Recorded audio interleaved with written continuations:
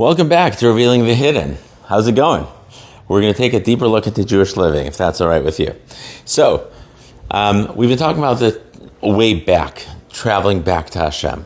Like specifically the 9 days, looking at the idea of the different ways that we can correct ourselves and find our way to bring Hashem home, so to speak. We talked about the eyes. We talked about the mouth. We talked about Avas Hashem. We talked about the mind. We talked about the heart. There's so much that we've been diving into. I wanted to talk about a different aspect of tshuva. There's an amazing, fascinating approach of the Maharal about the idea of water. We find water very connected to tshuva, most obviously and clearly in the space of the mikvah. But we find water in the place of tikkun, of fixing, of coming back, in several places actually, and we don't even realize it. One of them is just by Noach, that the idea of fixing the world had to come through water.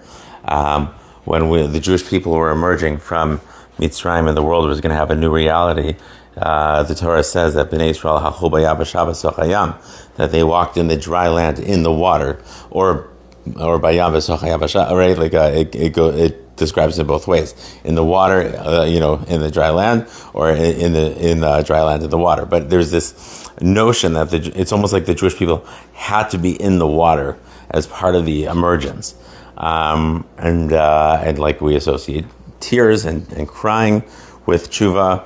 And the tefillos that will always be answered. There's a lot of different like references to this idea. Shivchi kamayim libeich nochach pnei Hashem. Pour out your heart like water. So what's water about? Some of the people who I'm particularly close with, who learn with me, know that I'm obsessed with water and this idea of the Maharal, and I'm excited to share it with you. And it's really hard to not see it once you see it. So the Maharal talks about water in the following way. If you look at Moshe Rabbeinu, we'll start with him. If you look at Moshe Rabbeinu when he was born, and then given his name, so, Moshe had 10 different names, a lot of beautiful ones. Tuvia, right, the goodness of God. But we choose the name that was given to him by the daughter of the Pharaoh, the daughter of Paro. Isn't that interesting? The name is Min Hamayim Mishisihu. From the water, I drew him out. And Maharal says that the notion of water and drawing something out of water is as follows. When you look at the universe as it was created, when everything was being formed, so everything was immersed in water, then had to come out, was immersed in water, then had to emerge and come out. Water is the space that's like a quasi-makom. It is kind of like a place, but it's not a place, because water is constantly changing. There's a physical reality that's there, but it hasn't landed in what is called makom yet. It's just not, right? Because everything's moving. If you were to take a teaspoon of water and put it back into a glass, or even just take a teaspoon and add one more teaspoon, by nothing less than a literal, total miracle could you ever get the exact same water back. You wouldn't. Because its constant state is transformation, is movement, is not being settled, not being in one place. And so the idea of water is that it's a reality that's not stable. And in order for something to become stable, it has to come out of the water. One of the other examples of this is by a baby, right? That sits in the amniotic fluid and then comes out and becomes its own reality. Why is it that Moshe had to be drawn from the water? Because Moshe was the one who was going to bring the Torah down from Shamayim. And the Maharal says that there had to be a Bria Chadasha, a new creation that had not yet entered the world, that had the ability to do this. And so Moshe was drawn from water.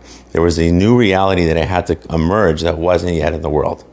The same thing happens with the Mei Noach. If you're going to go back now, there was a world that couldn't exist as it was, and the water broke it down, and a new world came out, right? And the idea of the Mabul specifically is the way to, so to speak, punish the world, rewrite the world, refix the world, was specifically this derech, was this path, and that's how they were going to do it. All right, so we're starting to get a sentiment of what the idea of water is, of what it accomplishes, of this idea of emergence. I'm going to show you a couple other places where we see this and how we can apply this into our lives. So we have it by Moshe, we have it by Noach. We mentioned the Jewish people emerging from water, right? So you're also, if you want to apply the same principle, it would seem that the Jewish people walking out of, this isn't the Maharal saying this is like a conclusion that I drew based on it, is that the Jewish people, it feels like there was an element of the Jewish people having to come out of the water in order to be born. The Ramban says that, points out that by the Isra of Kares, which is when you break a mitzvah that is so severe that your soul is cut off from the Jewish people, there are only two that are positive mitzvahs, not negative mitzvahs. What are they? They're the Bris Milah and the Korban Pesach. Those two, your soul gets cut off from the Jewish people. And what's unique about it is that they're mitzvos aseh, positive mitzvahs, not lotas as negative mitzvahs. So what is happening here? What is so severe about not doing something that you actually get cut off? And what's explained is essentially, it's not that you get cut off, it's that you just never entered. Those two pieces are pieces of the puzzle of a person becoming a Jew. And it's like, you should know, in halacha, it's part of Gerus, both of those. The idea of the Korban Pesach, nowadays, Bali Tosa say it's like we don't have it, so it's not Ma'akev, but it's part of the conversion, and Bris Milah as well. And what are the other two parts of a conversion? So you have mikvah, and you have Kabbalas Ol Malchus Shamayim. You have going to the mikvah and accepting the yoke of heaven upon you. So and if you think about the Jewish people as a national klal, so the Jewish people left. I shall say to you that with your blood you will live. I'll say to you with your blood you will live. The Jewish people left Mitzrayim with the two bloods. What were the two bloods? The bloods of the Korban Pesach and the blood of the Bris Milah. And then what did they do? They went into the dry land, into the water. So I believe that there was almost like a national mikvah. I cannot remember, maybe one time, but I cannot remember a specific mafarish that said this. My own humble opinion, if you're looking at the picture. And then finally, and take it or leave it. But finally, like if the Beis Din, it represents the idea of Kabbalah Sol Malchus Shamayim, right? If you look at Klal Yisrael, that was the Torah, right? After these three processes, the last part is accepting the yoke of heaven, and the Jewish people did it. Nasa v'nishma, they got the Torah. So the water is this process of coming out as something new. So what the Maharal says is that when you cry, when you really, really cry, there are two things that point to this experience. One is the wail. You make this, you don't say, I'm so sad, I'm so sad, I'm so sad. It just comes out as this raw sound. Speech is defined. It's an emotion, it's an idea that is turned into the word davar, right? Dibur, a davar, it's a thing. You've taken an idea, you've crystallized it and turned it into a reality. But emotion, just sound, has not been defined. It's like the sound, it's the water of sound.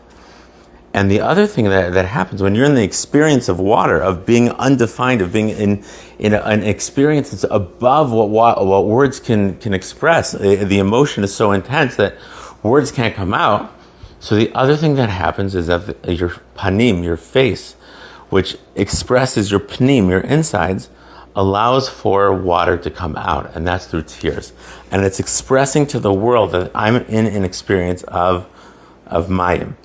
When you cry by the way, happy tears, the same thing. There are certain experiences that are so profound, so beautiful, so elevated and so high that there's no way that I could use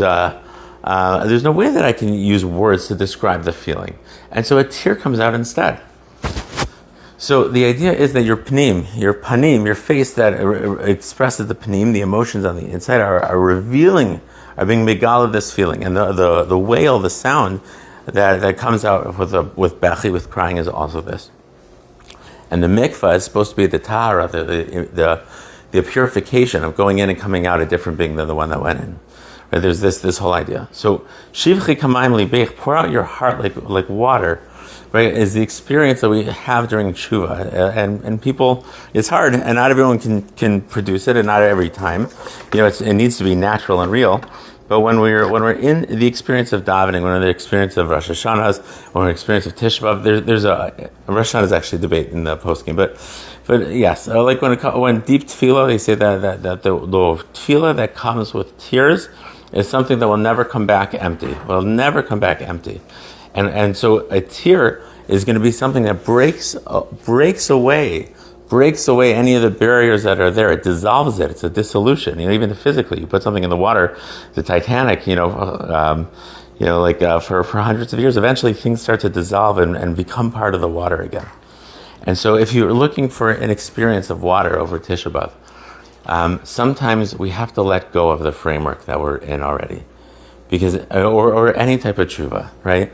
Of coming back, is that there's a world that you're part of. There's things that you do, they're habits. And if you hold on tight to the habits and the reality of now, it's very hard to produce a new me. And so when we're thinking about the idea of tshuva, and if we can notice, if there's things and pieces of us that we don't want to be defined as who we are, it's harder to change if a person's going to say, okay, I'm never, ever, ever, ever, ever going to do this again. I have to be I have to fix every last action I've ever done. And yes, there is an element of that. Like every last action I've ever done, I have to fix it.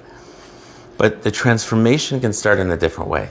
The transformation can be, I want to detach from the person that I was before and start to become a person that's a different one. And the way to do that is one step. There's a me that wants to emerge that wasn't from the past, and who wants to become closer to God, and who wants to be one that is going to be different from yesterday. And when you have ischachus, newness, it's a creation, as a bria chadasha, there's an experience of water there, of letting go of the past and defining and creating something new. The Rambam in Hilchos Tshuva says there are people who if they wanted to make tshuva, would change their name. A name defines a person, and they want to be a bria chadasha, something that's new. So let's take the message of water this year. Let's look at where it is that we want to let go. And again, right now, the avoda isn't, oh my gosh, I have to re-examine every single deed I've ever done. Klape, Avas Yisrael, when it comes to loving Jews and Lashon Hara, all those things. Yes, there is value in that. Let's see if we can take one step forward in the right direction and let a new Bria Chadasha emerge with new types of patterns. Right? I'm going to use my mouth for nikius, for kindness. I'm going to use my heart every day to be an Ohev Yisrael. All right, have a great day, a Torah-filled day, a Tefillah answered day, an Avas Yisrael day, and I'll see you tomorrow.